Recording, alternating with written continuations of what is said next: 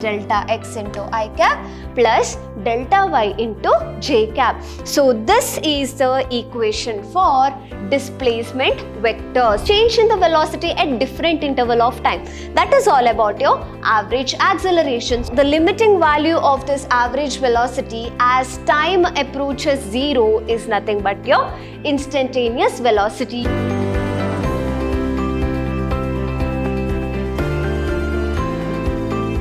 Hello everyone, I'm Brinda, Faculty of Physics, welcoming you all to the session 4 of chapter 4, that is motion in a plane. So in today's class, let us study about the position vector and displacement vector as well as velocity and acceleration with regard to the position of a particle.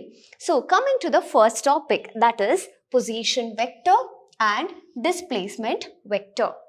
Here, the position is used to specify the position of a certain object. You know that a particle occupies certain position. When that is the case, we have to represent which position a particle occupies, and we consider here that is x plane as well as a y plane. Suppose you consider this is y axis and this as your x axis and y axis. So it is called as 2D plane you're considering. Here you're considering a particle P.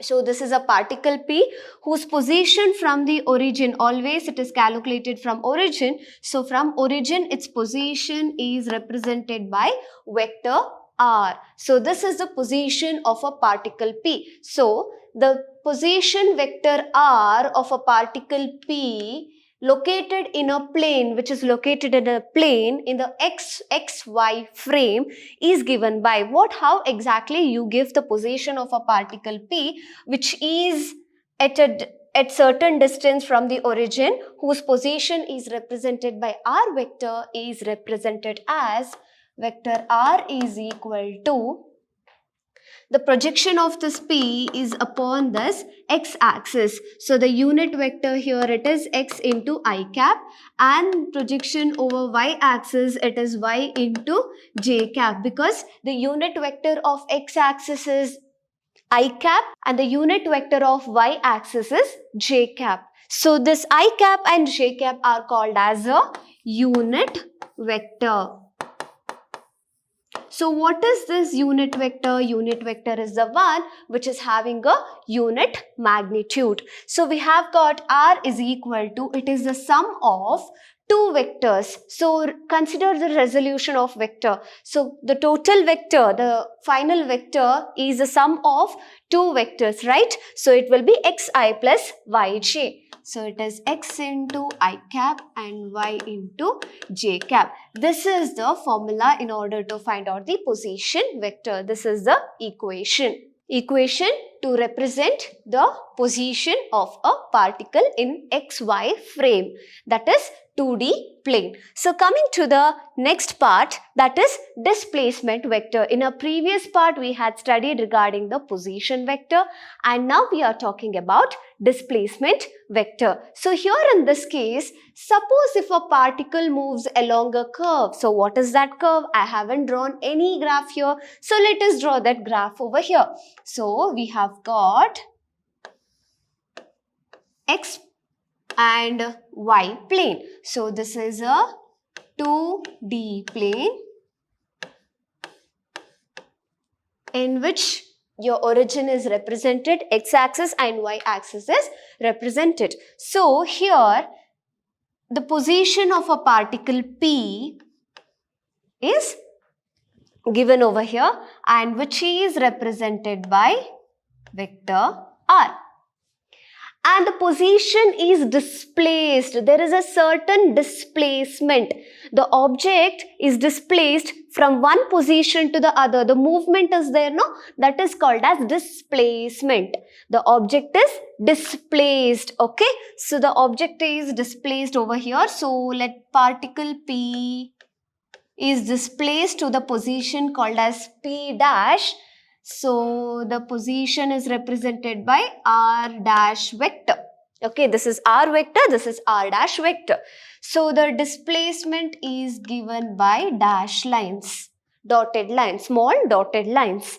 So if this is r vector, r dash vector, the displacement is given by delta r. And the displacement on your y-axis, if you consider this blue lines,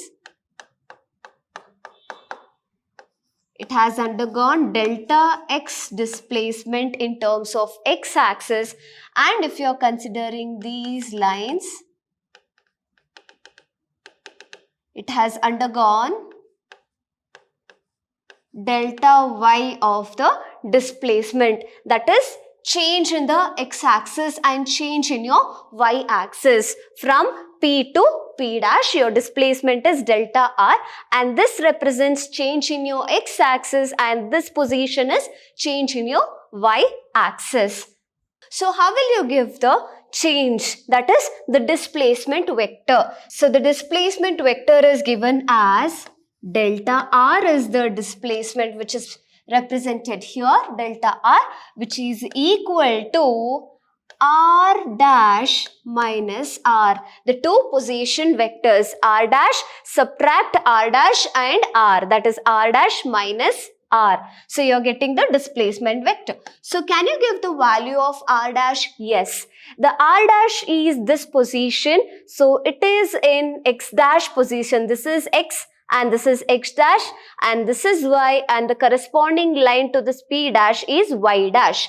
X, x dash, y and y dash. So with respect to p dash, you have got a position of r dash and its components will be x dash and y dash. So I can give it as the position vector in terms of the previous one, x into I plus y into j. Similarly, you can give it as x dash into I cap plus y dash into j cap. So that is one. Then minus, this minus as it is, it comes down, and r is the p, the position of particle p is associated with the position vector, that is r vector, and it has got the projection on x-axis, that is xi and yj. So can you write it as it is, like x into I plus y into j, x into I plus y into j,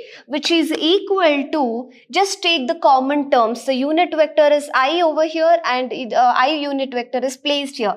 So x dash into I cap minus x into I cap plus y dash into j cap plus minus into plus is minus y into j cap.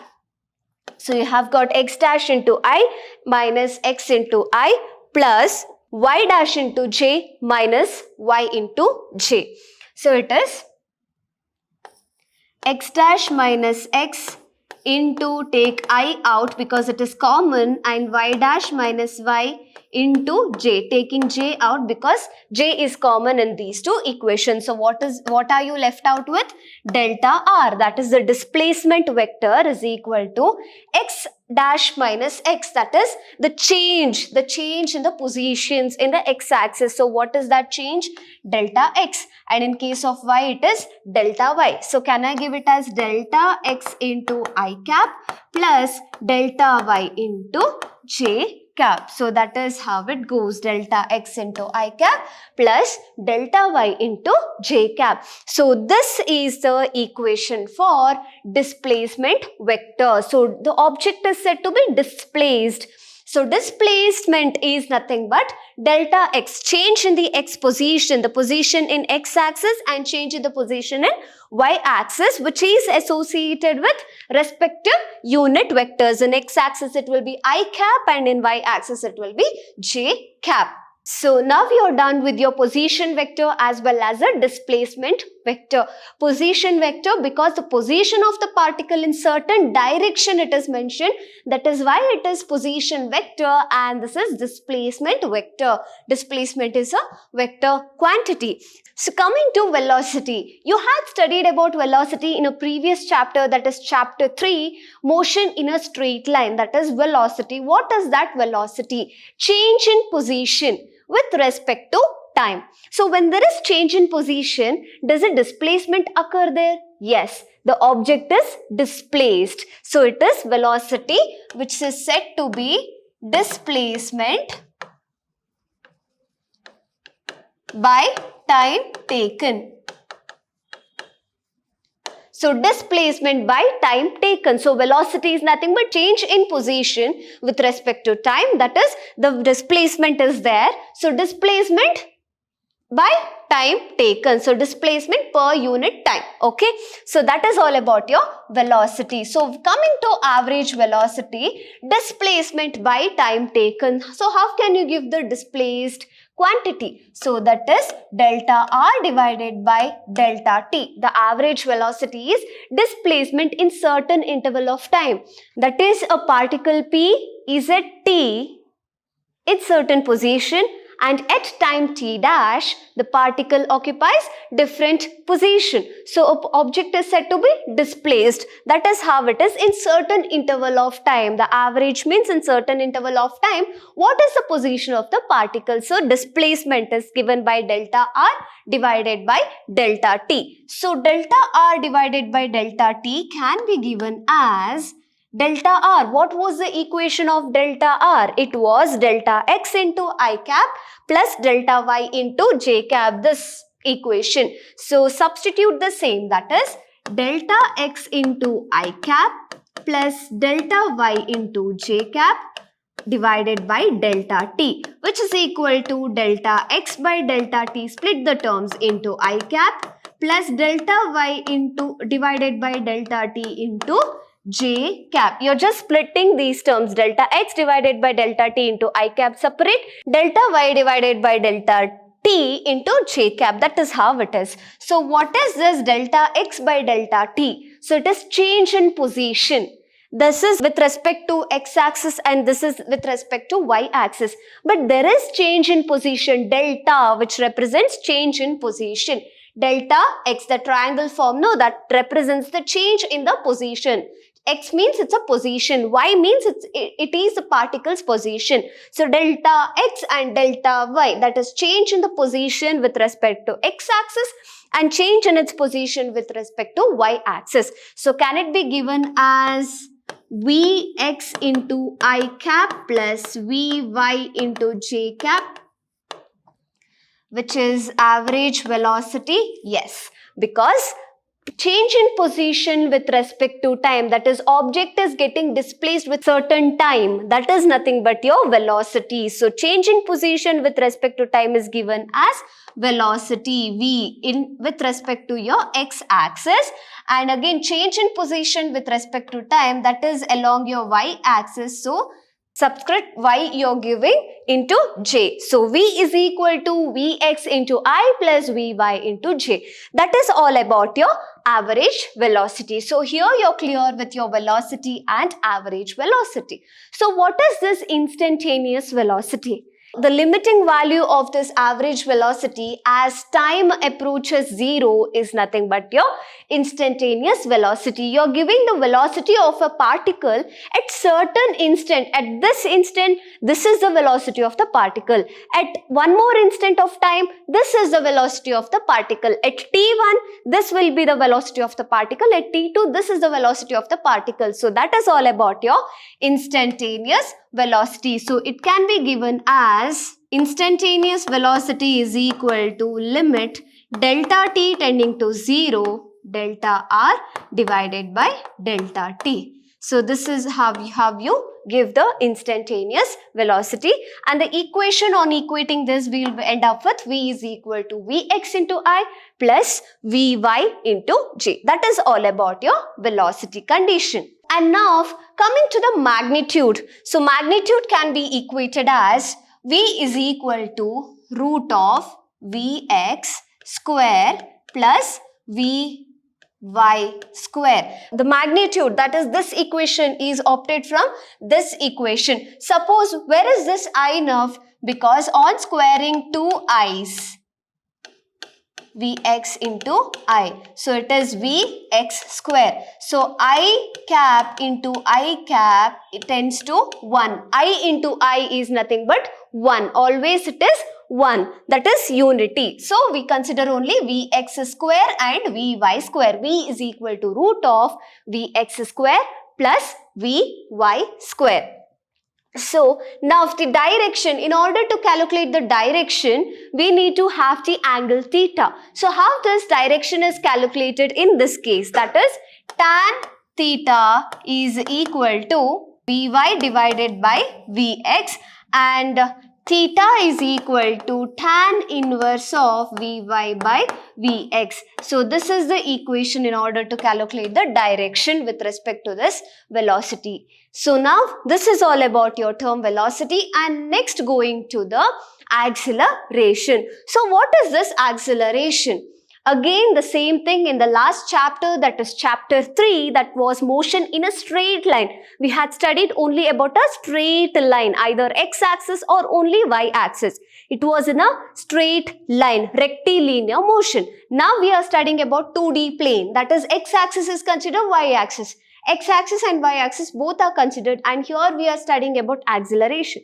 So what is this acceleration? Acceleration means change of speed. So the speed changes from one place to other, the velocity changes. Velocity is nothing but the speed. The speed keeps on changing. So here acceleration means change in its velocity with respect to time is said to be a acceleration. So here we have to study regarding acceleration, average acceleration and instantaneous acceleration. So what is this acceleration? Acceleration is given as change in velocity with respect to time is said to be acceleration. The change in velocity with respect to time is known as acceleration, and average acceleration can be termed as delta V by delta T, that is change in the velocity with respect to change in time. If you consider at one interval of time, the velocity of the particle is 10 meter per second, and another time interval, that is time t2. At time t1, the velocity of a particle is 10 meter per second. At time t2, the velocity of one particle is 20 meter per second. So there is change in the velocity at different interval of time. That is all about your average acceleration. So how can you give this delta V, that is change in the velocity? So it can be given as delta, for V you can give Vx into I cap plus Vy into j cap divided by delta t. So on splitting the term, which is equal to delta Vx divided by delta t into I cap plus delta Vy divided by delta t into j cap. That is all about your acceleration. So average acceleration is equal to delta represents change. Change in the velocity with respect to x-axis divided by change in its time. Change in the velocity of a particle with respect to y-axis divided by change in time is given as change in velocity with respect to time. What is it? What it is? It is acceleration. So it can be ax into I cap plus ay into j cap. With respect to x-axis, this is the acceleration. With respect to y-axis, this is the acceleration. So it can be average acceleration is equal to ax, the acceleration with respect to x-axis and its unit vector, plus acceleration with respect to y-axis and its respective unit vector, that is j vector. So that is all about your average acceleration. Coming to the instantaneous acceleration. Instantaneous acceleration is nothing but limiting the average acceleration. You're just putting the limits to the average acceleration, limiting the average acceleration as time approaches zero, that is all about your instantaneous acceleration. So instantaneous acceleration can be given as limiting your average acceleration. So that is delta V by delta T as time tends to zero. So that is how it goes, and you get the same equation as A is equal to AXI plus AYJ. That is all about your instantaneous acceleration. So in today's class, we have studied regarding the position vector, displacement vector, as well as velocity and acceleration of those vectors. So that is all about today's class, and let us all meet in the next class with the session 5 of the same chapter, that is motion in a plane. Until then, thank you. Have a good day.